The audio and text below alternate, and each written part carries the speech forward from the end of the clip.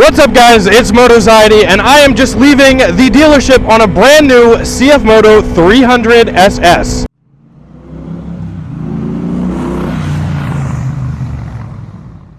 I've talked a lot on my channel about CFMOTO and about their bikes, but I've actually never ridden one. This is not my bike. It is a friend of my bike's. They just got their first bike. They decided to go with the 300 SS. And so this is my first time riding a CFMOTO bike, so I'm going to talk a little bit about it. I don't have the full spreadsheet of facts about the horsepower that this thing makes and the torque that it makes, but I'll just talk a little bit about my riding experience, and I'll add all of that stuff in after the fact. She picked this bike up at DTM Powersports in southern New Jersey, so I just want to give a shout out to those guys real quick for being so helpful in her journey to figure out what kind of bike she wanted. She was pretty set on this thing when she walked in, but she looked at a couple other ones. Also her husband was looking for a bike as well. They were super helpful throughout the whole process, so a big shout out to DTM Powersports. Thank you guys so much. I'm assuming it makes like 30 horsepower or something like that. Obviously I have a Ninja 400 at home, and so I'll just kind of give you guys the down low of how this thing compares to my Ninja 400 and kind of what I'm experiencing riding this bike for the first time. So first thing right off the bat that I noticed about this bike is the display. The display is crazy. So I have a 2023 Ninja 400, and that thing has an analog display. There is no modes, there is nothing here other than tachometer, speedometer, and your mileage. This has modes. It has an eco mode and a sport mode. For a 300cc bike, I don't know really how much you're getting with those modes. I don't know really what the power difference is between eco and sport mode, but you have the option if you wanted it. You also have this gorgeous display right here that you can even connect your phone to. You can see right now I have the directions up for it, and it gives you turn-by-turn directions on where you're going, which is super helpful because we are about, an hour and a half away from where we live, and I have no idea how to get home. So one of the other things I noticed about this bike right off the bat is the shifter. The clutch feels a little bit weak. It feels a little bit sloppy. I noticed it when I was pulling out of DTM Powersports that the clutch just feels a little bit like mushy. There is not much resistance here, which for a new rider is great. Let me just show you. You let it out, it starts moving forward about right there. But you don't get much. There really is no resistance. There's no weight to the clutch, so it's kind of hard to tell. I actually almost stalled the bike right off the bat pulling out of the dealership just because you can't feel anything. I forgot my turn signal here, which would be helpful for the cars behind me. Also, the mirrors are great on this thing. It would be helpful if I could actually see, but they're nice big mirrors, and I think they look super good too. But yeah, one of the things that stands out to me that might not necessarily be a negative thing, but it did catch me off guard a little bit, is just how the shifter and also the gear shifter feels down at the bottom where your left foot is shifting up. Like there really just is there's no resistance feeling. It doesn't feel like it clicks into place nicely, but I can find first, second, third very easily on this bike, so that's good. For a beginner, honestly, it would probably be good for them to have a clutch that is a little bit forgiving like this. I would just prefer more of a heavier clutch pull on a bike for me, being someone who is not a beginner rider. Ergonomics on this bike, I'm 6 foot tall. Ergonomics on this bike, although it is a little small, feel really good. I'm tucked in here really nicely. I can get around corners really nice. Ooh, that corner felt good. I was going pretty slow for that, but honestly that corner felt really good on this thing. It feels like I can just tuck in and kind of do what I need to do on it and not really have too much. These are brand new tires, so I got to be a little bit careful on them, and not go too crazy. But it feels really good swinging this thing around the corners, and I think this is going to be the perfect first bike for her. So I'm noticing now with the turn-by-turn directions that they may not actually be giving me very accurate Bluetooth directions. I'll have to play around with it a little bit more. If you notice, it actually says 748 inches instead of miles or anything like that. Obviously, this is a Chinese bike, so it is still in there, but this This bike feels really comfortable though. It feels really good. It feels really comfortable. The seat feels great. One of my biggest gripes with the Ninja 400 was that the seat kind of felt like cardboard garbage. I have an hour-and-a-half ride in front of me, so we'll see how I'm feeling at the end of it. But right now the seat feels much more comfortable than my Ninja 400. Noticeably more comfortable. And it looks more premium than the Ninja 400 as well. Looks on this bike are phenomenal. This bike looks like a fit and finished premium proper sport bike. Again, that was like the Ninja 400 looks great, but one of my gripes with that bike was it kind of looks a little cheap. It looks a little cheesy. For this being a cheaper and also Chinese-made bike, this thing looks great. When you start the bike, it has this really cool like LED headlight thing. The taillight looks great on it. And like I said, even the stock mirrors look really good and sporty. So if this is something that you're picking up as a new rider for your first bike, I think that this, kind of rivals the looks of the R3, because this is where this, 300 would sit, somewhere along the R3 lines. This definitely rivals the looks of the R3. I think that the CFMOTO 300 is a solid option, especially at the price point.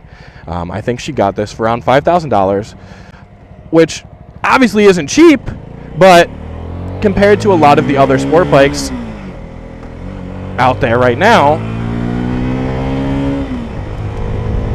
it is a good price.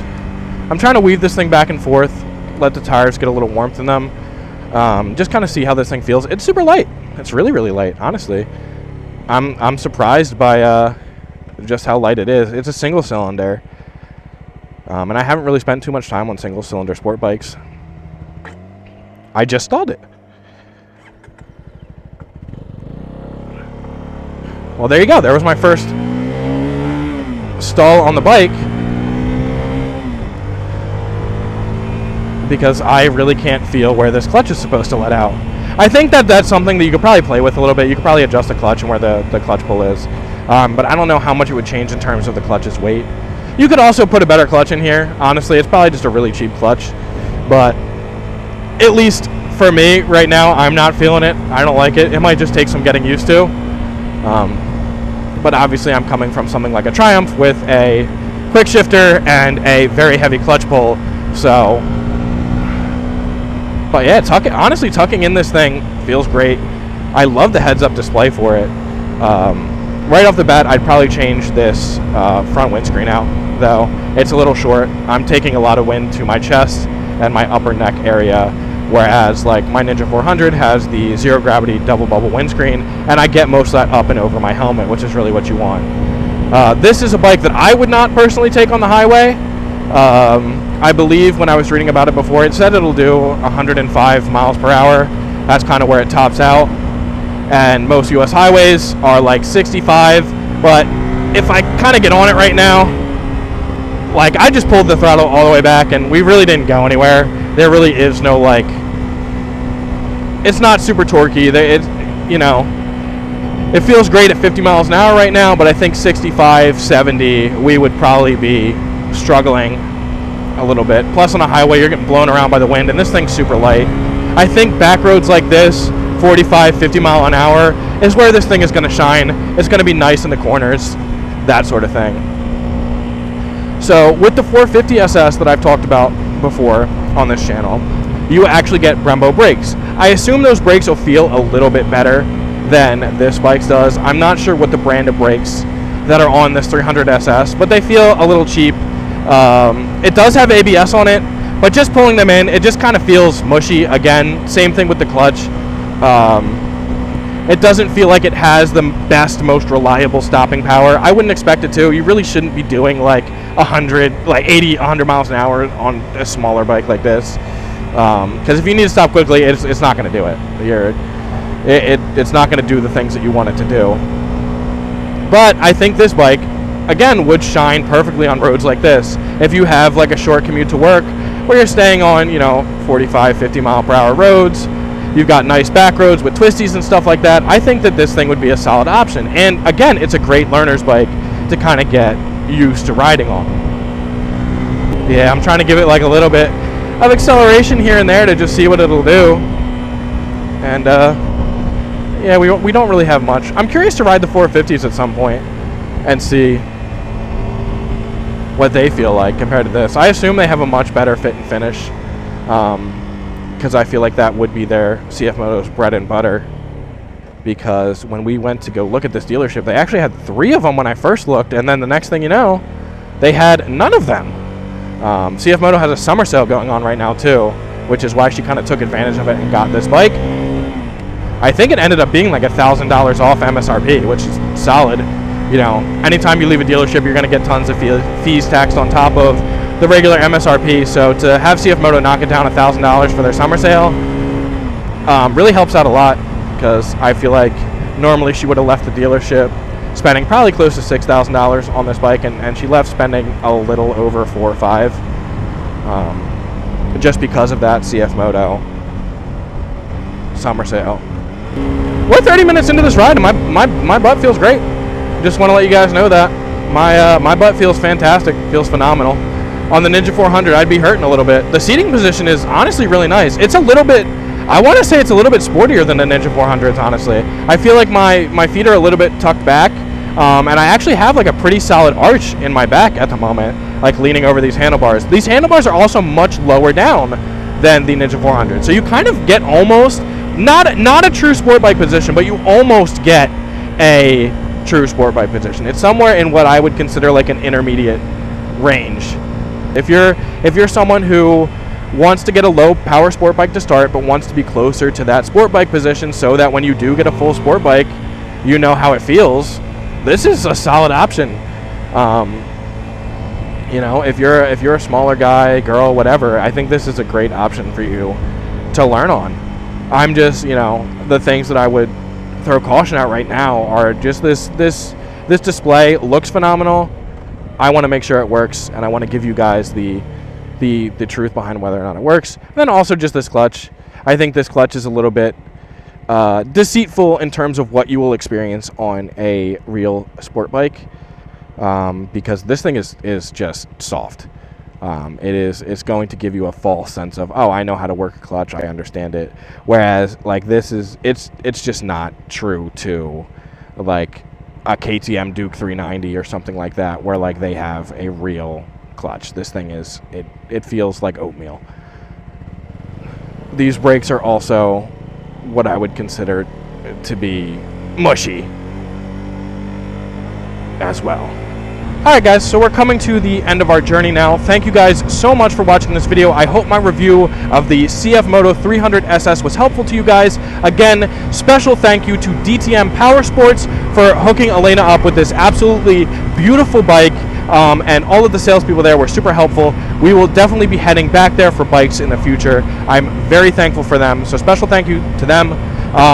For those of you who don't know, I have a Patreon. Please check that out. All of my giveaways that I do on this channel, I will be using that Patreon from now on to do my entries, so you must be on my Patreon in order to get entered into the giveaways. But once you sign up for my Patreon, you will be automatically entered into the giveaways.